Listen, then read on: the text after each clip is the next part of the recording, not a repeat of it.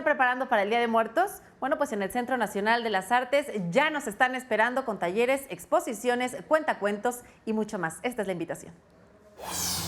La Feria de Calacas 2017 se inaugura dentro de la temporada de festejos del Día de Muertos. La Secretaría de Cultura Federal, a través del programa Alas y Raíces, invitó a todos los niños y familia con diversas actividades. La sede fue el Centro Nacional de las Artes para recordar el tema de la vida y la muerte. Pues es una experiencia muy bonita, ¿no? Principalmente por eso, porque fomentan en las nuevas generaciones las tradiciones que se pueden ir perdiendo con el paso del tiempo.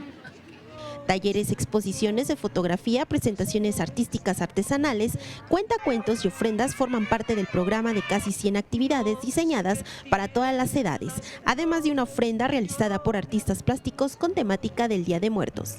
Los talleres, sobre todo para los pequeños, y los cuentos que hay para ellos. Este taller, por ejemplo, de taller de radio y comunicación está perfecto para ellos, desarrollan cualidades que tienen los niños. Las fotos de acá porque nos hacen conocer más de nuestra cultura y los talleres, se ve que hacen cosas bonitas.